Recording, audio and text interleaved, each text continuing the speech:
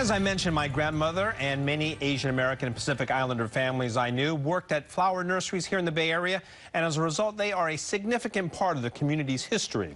With us right now are two people who know this all too well and have provided just the right atmosphere for our show. We have Lisa Higaki of the Bay City Flower Company, and also here is Steve Oku of Oku Incorporated. Thank you both very much for being here. Lisa, get us started here in terms of talking about your family and their involvement with the flower industry. Well, so my family is over 100 years old. My great-grandfather came from Japan in the town called Kochi, and they settled in Redwood City. And from there, my grandfather took it on, and after the war, they settled in Half Moon Bay. And then my dad took it on in the 80s. How did they decide to do that? To decide to move? And to be in the flower industry. What was their background? I don't know. Farmers? I think just trying to pursue the American dream, I suppose, and maybe a lot of people were doing it, but yeah. Good enough goal. Good enough goal, but... How about you, Steve? What about your family?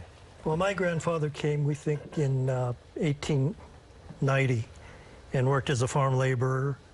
And then there was somebody that started a nursery early on in Oakland and had already established a nursery. In fact, he got a lot of the Japanese families started in the flower business, and people used to call it the Domoto University because he taught so many people how to start a business.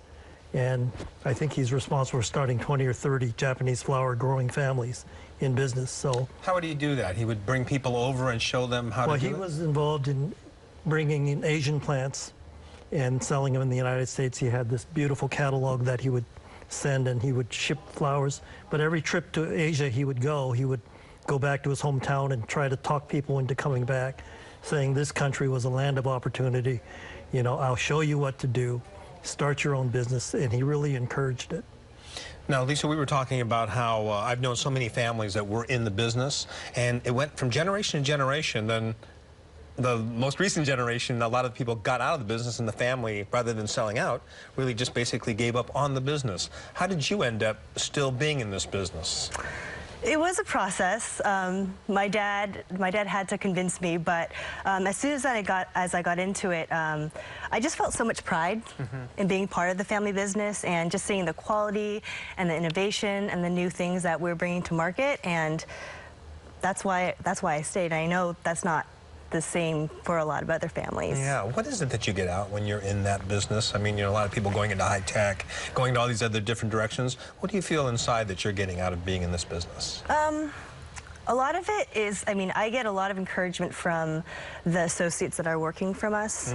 Just the commitment. I mean, the average time that people have worked for us is over 20 years. I mean, you just don't see that kind of commitment. And so just being a part of that, and like I said, just bringing new things to market, it's exciting, and I love working with my dad, too. So. How about for you, Steve? Do you, you know, you still feel that connection to the past? Is there a feeling of wanting to maintain this? Oh, definitely. In fact, my kids are in the business. And, you know, anytime a business is over 100 years old, like Lisa's and ours, you got to have this tradition going, and it's a big deal. I mean, and it's tough now. You know, there's so many imports, especially in the cut flowers, because you can bring cut flowers from all over the world. And for us, we used to be pretty good-sized rose growers, and Colombia and Ecuador came and just wiped that business off the face of the country pretty much. And so now we're growing other flowers, but it's a difficult, a lot of challenges. I remember in the news business, every Valentine's Day, we'd go out to some of these flower markets, and they would be telling us about how the competition overseas has hurt so much. What about the future now? Where is the industry going? What are some different ways that it's expanding? Well, people are innovating, always looking for new products. We are trying to diversify. We're taking some of our greenhouses and we're going to start growing hydroponic lettuce. I'm also president of the San Francisco Flower Market, and we're seeing a lot of changes there, and I'd like to talk about that for a minute, if I may. All this construction you see in San Francisco downtown is working on that subway project. And so the area where the San Francisco Flower Market is, which is 6th and Brannan, is right in the hub of that area. And so the city has come to us and said, you know, we're rezoning all this area just to take advantage of the subway and the public transit. So there's going to be a rezoning, and they're pretty much our location of the flower market is going to be very difficult to do business in unless we plan for it. So they were kind of hinting that maybe we should look for another site. But what we've done is saying, you know, this is the best location in the city. It's right off the Bay Bridge, 680 dumps right into the flower market. It's on the outskirt of downtown, very easy to get to. So we convinced everybody it would make the most sense to build an underground flower market. Let us stay on our present location. And if you need to build office buildings because you want to make use of the transportation, fine. But give us the subterranean flower market. And that dream is going to happen. And I'm so excited about that.